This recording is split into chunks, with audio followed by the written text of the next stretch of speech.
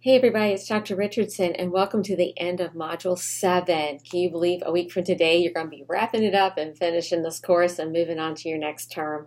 So congratulations on making it to this point. This module, of course, you know that you got your final paper that's due Sunday night. No late papers, please. I'm just going to throw that out there. You have a deadline, you know it. You've already got your papers from being through the rough draft process. You should have already sent it to Smart Thinking and gotten it back or getting it back by tomorrow morning and making your changes and submitting them for grading so that I can get them graded between Monday and Tuesday of next week. So that's the game plan. Deadline is Sunday. Okay, so this week in your module, you're actually looking at public opinion and citizen participation. And these concepts might be no-brainers to you, but public opinion, you know, it's funny because all through this course, I tried to get you guys to get out of the I think, I believe concept and to get into the concept of actually presenting the facts, because that's what it's all about. Opinion is just that. It's an opinion, you know. Opinions are what we put on social media.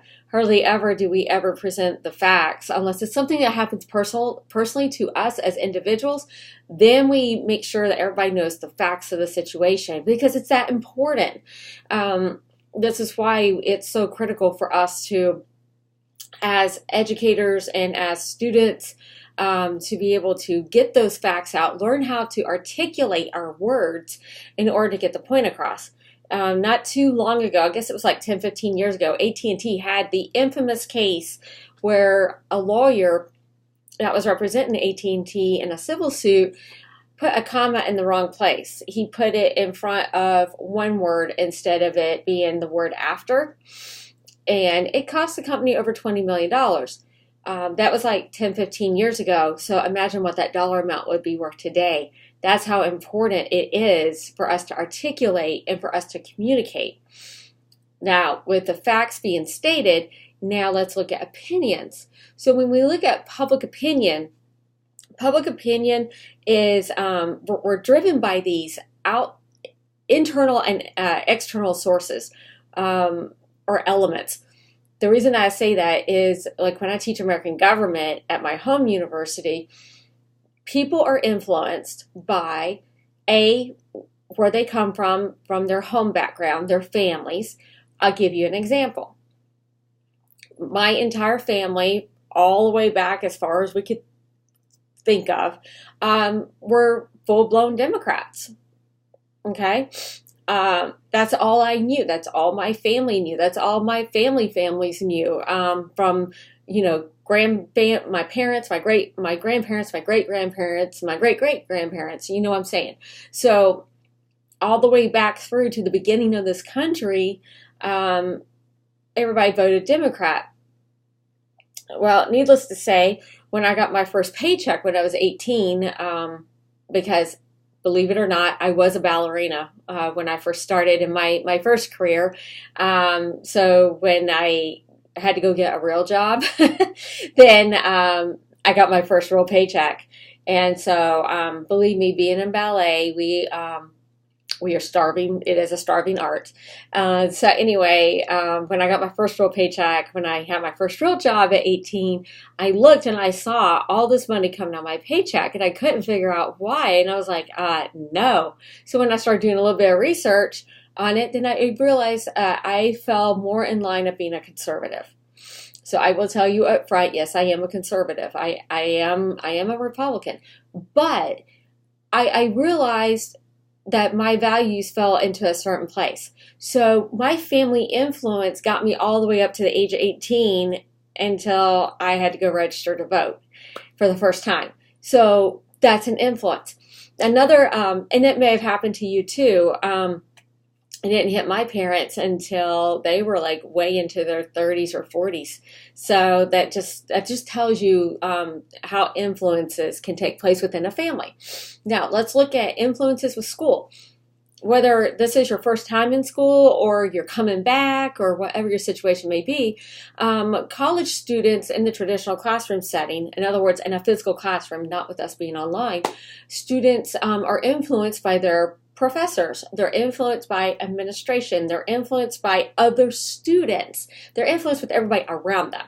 So with that being said, that's another influence. That's more of an external influence, as you would see. Now let's put it into today's perspective, like really quick. Today's perspective is the fact that now we have this thing called the internet that happened back in the 90s.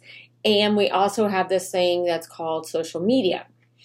This is where opinions come in.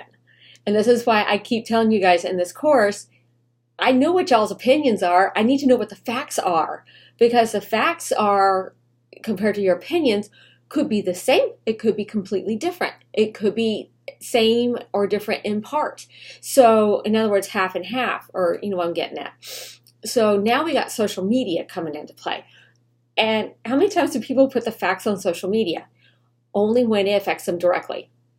For example, I always tell people when we were working on our rough drafts, and you notice that like in the policy making process section of your rough draft, I kept telling you that policy is the implementation of the law. It's how government affects us. It's how the policy or the law affects us from the government down to you and me. I swear by that. And the reason being is, the prime example is oil prices. Go put your debit card or your credit card into the machine at the pump and see what the price is and see if you agree with it or not, if it affects you. It could affect you in a good way by lower prices. It could affect you in a bad way by you sitting there going, oh my goodness, what happened at the pump? Why? Because of oil trade, oil tariffs, oil digging, dredging, all that kind of stuff. Everything comes into play in order for you to pump gas into your car. Another example, go to Walmart, go Target, go wherever it is that you go shopping. Prices, you're like, what in the world just happened? Why did the prices go up? Well, we have these external factors that start taking place. So, and that leads us to opinions, what we think or what we believe of things, okay? Now, let's talk about not just your opinion, but let's talk about everybody's opinion, public opinion.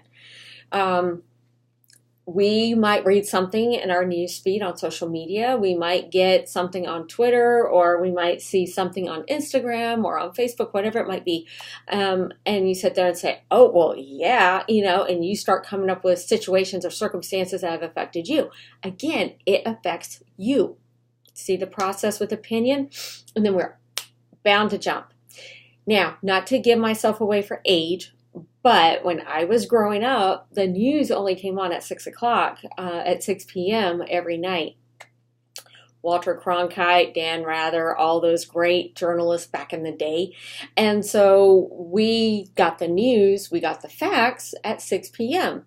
Well, guess what we have today? We have 24-hour news cycles going on, and everybody's out there to get the AP out there. Everybody's out there to get the one thing that puts them on top.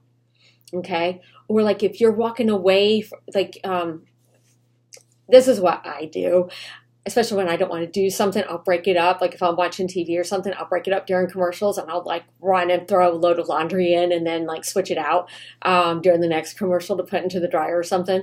Or I'll hurry up and go clean something and then come back. But before I go, they're going to throw this hook at me, and it's called a soundbite, where they sit there and they tell me this is what's coming up, and it's the most interesting thing in the whole wide world, right? And you sit there and you're like, wow, I got to hurry up and go do this. I can hurry up and get back so I can see that story. And of course, it's always the end of that segment that you have to wait for, but it's a soundbite. This is what happens with public opinion, is that people throw that stuff out there and they become little sound bites because they're attention grabbers. So you automatically find a way in order to develop your opinion to go along with it, or you have a circumstance or an issue that goes along with it. Like you just completely understand about this. That's what happens on social media. Same thing, okay? Because we find a way to make it personal. Instead of sitting there and saying, it's not about me, it's about everyone else. I just happen to fall into the everyone else. So different way of looking at it, I know, but what can I say? That's the way it is. So when it comes to politics, okay, now we're going to throw the American politics into this. when it comes to politics and we look at public opinion with public policy, policy is the implementation of the law. That is like the most generic way I can put it in layman's terms for everybody to understand. When we talk about public policy, we're talking about how does it affect everybody, the majority of people. That's where the democracy comes in. Because remember, we're a republic. It's we the people. Okay, that's what separates us from all the other democratic nations around the world, is that we are a republic. We the people. It's in the preamble in the United States Constitution.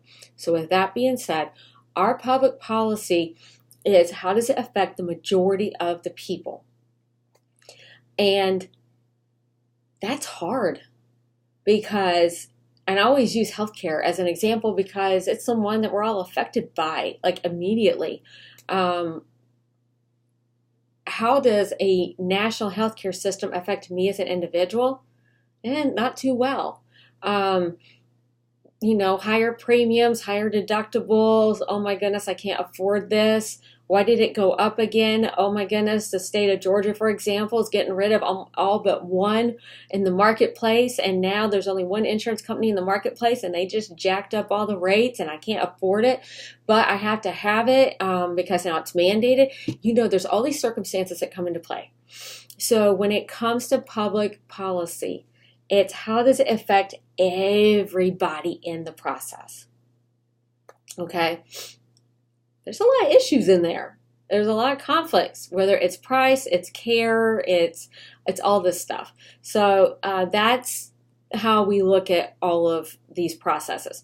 When we talk about political socialization, we're talking about all of us getting together. We're talking about all of us getting along in one way or the other. We're talking about people who agree, people who disagree, people who are indifferent, who can see both sides. We're talking about how do we make this work for a better economy? How do we make this work so that the majority of the people will be able to participate and be able to thrive in whatever issue is coming before Congress or whatever issue has just been passed into law, those sort of things. And then you see how that with this, within these groups of, whether it's healthcare, it's education, tax reform, whatever it might be, then we see these things called social movements. And, I guess like the easiest way to say about a social movement is, for example, let's use people who are out there protesting. People who protest, make sure that you know what you're protesting for. Make sure you have a complete understanding and try to relate to how the protest, how you being heard would affect you, your family, your community, and then kind of build it out from there. With the socialization comes that we have to educate people.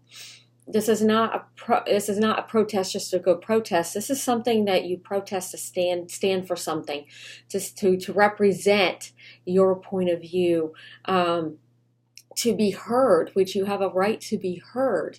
So these are all concepts that you are learning in this week's module and in chapter 12 at the end of module 7.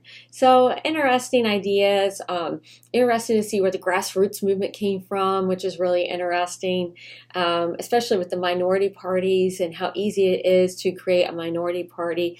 The veterans created one, and I forget the name of it, but they created one here like 3 or 4 years ago, and it was a grassroots movement. It turned into its own party. The military veterans have their own minority party, because it started at the bottom and it grew and it grew and it gained momentum and it moved forward into being a major player at the state legislative levels of government, let alone the federal government. So think of this as you finish up your paper this week, and think of these concepts as you are trying to put the final touches on it and you're trying to get it all squared away and turned in on time, okay? But other than that, I'm going to let you go. Remember that Sunday deadline, very, very important. You do not want to be late on this deadline at all. Your deadline, let's get it turned in, okay? Because you got work to do and I got work to do. So let's all work together in finishing this term on time, okay? So next week is Module 8. You are going to wrap this thing up, put a bow on this course. You know, get your work done, get it turned in on time, and be done with this course as early as you can, and we'll just call it a day, okay? If you have any questions, you know how to reach me. Other than that, you guys have a great weekend, and I will see you on the boards next week in Module 8. Thanks a lot. Bye-bye.